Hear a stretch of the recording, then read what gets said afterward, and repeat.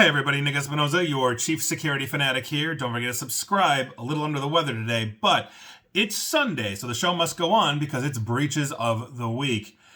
And this week in data breaches, we are talking about OpenAI, Code Red, which may be one of the worst breaches this year, Dartmouth, DoorDash, 23andMe, GardaWorld, Amazon, Walmart, and on and on and on. But as always, I want to thank the people that sent me some of this information, and that would be Josh Harlan, Michael Iyer, and Adam. Just Adam. And I do appreciate that. Moving on, let's talk about Coupang, South Korea's largest online retailer. They just had the personal information of 33.7 million of their customers hit following basically a massive data breach, apparently, that they just disclosed within the last 24 hours. We're talking names, email addresses, phone numbers, shipping addresses, and some order history. Did not include payment details or login credentials. They basically said they learned of the incident on November 18th. But it started on June 24th, and so obviously that's not a good look. But best of luck to you if you use Coupang for all your South Korean shopping needs. Moving on, Oracle e-business. Not a week goes by where somebody's not declaring because they used Oracle e-business, and this week Dartmouth is the winner of that one, so heads up to you if you went to Dartmouth. Moving on, Oracle Health. Yes, the other massive Oracle data breach that happened earlier this year as well. Still seeing disclosures. This week is no different. Christiana Care out of Delaware, apparently the largest healthcare provider in the state. I do not know the numbers on that, but heads up to you. Moving on, let's just do our mini segment simply entitled, If You Just Spent Money on Cybersecurity, You Wouldn't Be Getting Sued, You Wouldn't Be Ruining Your Reputation, and we sure as heck wouldn't be talking about you right now. And with that, let's start with the behemoth, media and internet giant Comcast here in the United States. They're going to pay $1.5 million after one of their vendors got personal data from 237,000 current and former Comcast customers hit. This is according to the FCC. The FCC noted that the vendor, which was a debt collector known as FBCS, filed for bankruptcy before this data breach was closed, so they were basically off the hook and Comcast ended up paying. So supply chain due diligence, name of the game here. Moving on, let's talk about Harvard. And I do literally mean Harvard, as I talked about them literally last week, like 6 days ago, because they failed to adequately secure alumni affairs database. I literally just talked about that, and we have a proposed class action from an individual who was caught up in that. The rest is behind a paywall. But literally, the turnaround time from data breach to class action lawsuit is basically absolutely insane. So heads up to you. If you went to or work for Harvard, you might have a chance to get paid. And moving on, we have to talk about Harvard's competitor, Princeton, which I don't know if there's a fancy way to say that one. Anyway, 2 people have filed class action lawsuits against Princeton following their recent data breach. Plaintiffs Hen Zhao Kai and David Ramirez each filed class actions against Princeton. No, that doesn't work. On November 8th, and they filed in New Jersey's federal court alleging negligence, breach of implied contract, unjust enrichment, etc. So, heads up to you. If you went to Princeton, you might get paid too. Moving on, 23andMe, yes, the now defunct DNA testing platform. Basically, they just won court approval of a bankruptcy settlement that includes settlements to provide up to $62 million to resolve basically thousands of data breach claims. Judge Brian C. Walsh of the U.S. Bankruptcy Court for the Eastern District of Missouri approved the plan in a Wednesday order, overruling most creditor objections and challenges from breach victims. Many of those former customers, for the record, those objections were deemed moot or premature, and many of them just didn't show up to court. So here we go. But those were our lawsuits and payouts of the week. And if they just spent money on cybersecurity, they wouldn't be getting sued. They wouldn't be ruining their reputation. And you know for sure we wouldn't be talking about them. Moving on, let's head on over to France and talk about the FFF, or French Football Federation. Millions of amateur footballers in France may have basically seen their personal data exposed after the FFF had a cyber attack. In a statement published on November 26th, they said they detected unauthorized access. All the PII that you can think of is there, including date of birth, and we're talking about kids up to adults, and even football license ID number. So if you're a footballer or an aspiring footballer, aka soccer player in France, might want to check in. Moving on. Heritage Holdings. They are basically, they operate businesses called Heritage Communities, Orchard Point, and On Care Health. They experienced a data breach with personally identifiable information and health information, and all the health information you can possibly think of, including test results. And basically, they shared this, that they got hit on or around November 16th. And so here we go. But heads up to you if you use any of those heritage brands. Moving on, Line Data Services. Don't know much about them, but sensitive personal information may have been accessed during a data breach, and we already have a disclosure because it's a supply chain hit. BOK Financial in Oklahoma is declaring a data breach as a result of using Line Data Services, so heads up to you if you are in the state of Oklahoma. Moving on.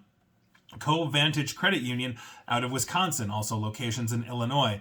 They reported to New Hampshire that they had experienced a data breach in which sensitive personal information may have been compromised. Name, social security address, financial account information, phone number, and date of birth are caught up in this. Moving on, this one was almost one of my finalies. Cooper Steel Fabricators.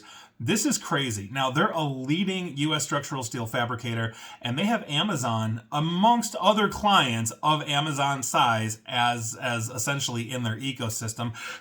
Excuse me. They got breached by a threat actor who offered a complete mirror, quote unquote, of their FTP server with 330 gigabytes of data, and they wanted 28,500 US in cryptocurrency to keep it quiet. So, some of the stuff that has been already found by researchers includes multiple models, drawings, and frames used in Cooper Steel projects for Publix, specifically, that's a massive supermarket retailer in the South. Anyway, Greensboro Refrigerated Distribution Center in Greensboro, I'm assuming North or South Carolina, there's one in each, I believe, if I'm remembering correctly. Also, Amazon's data center.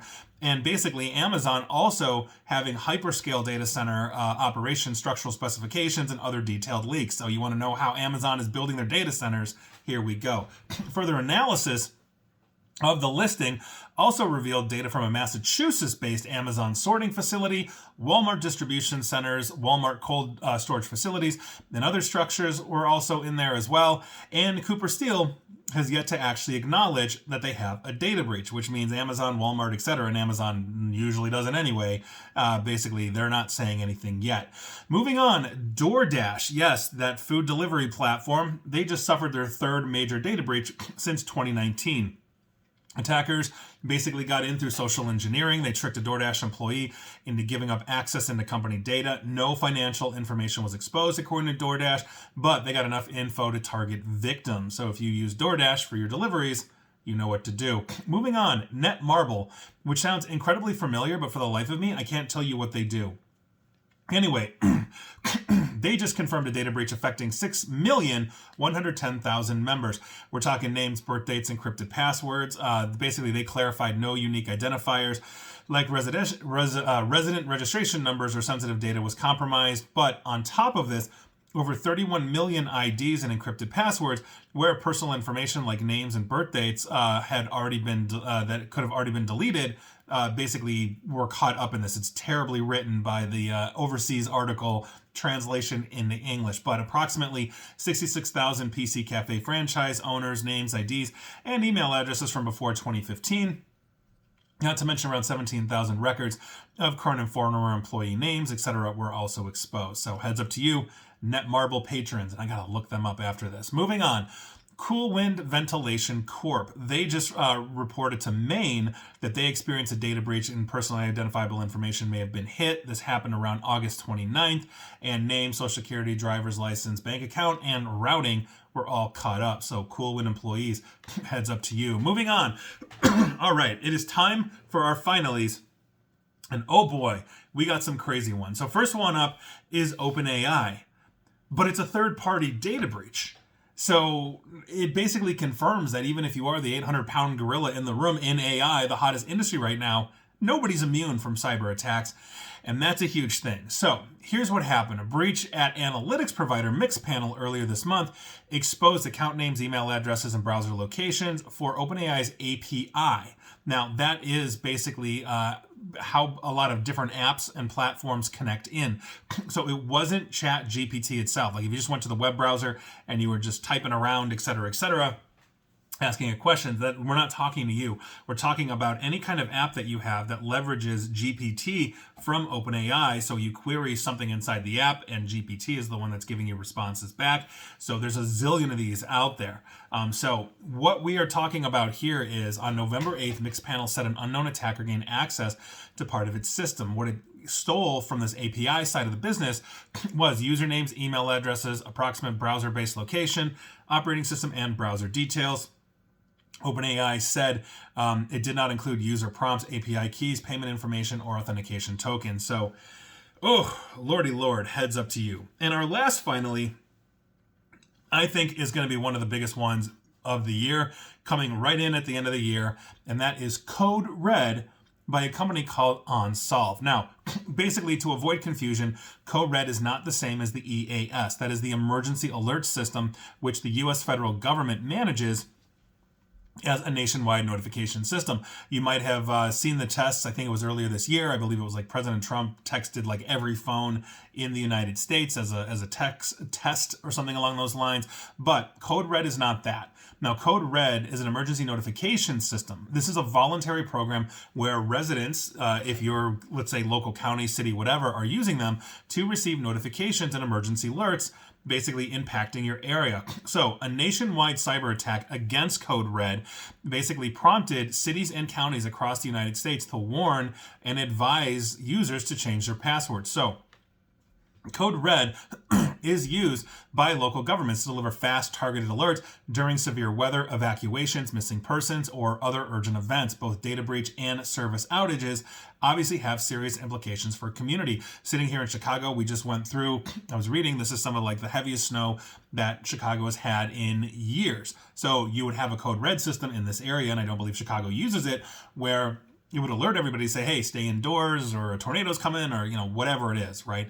So this system is a cloud-based platform used by city, county, and state agencies to send emergency alerts via voice calls, SMS, email, mobile app notifications, national alerting systems. And because of this, some regions temporarily lost access to the system and had to rely on social media or other methods to reach the public.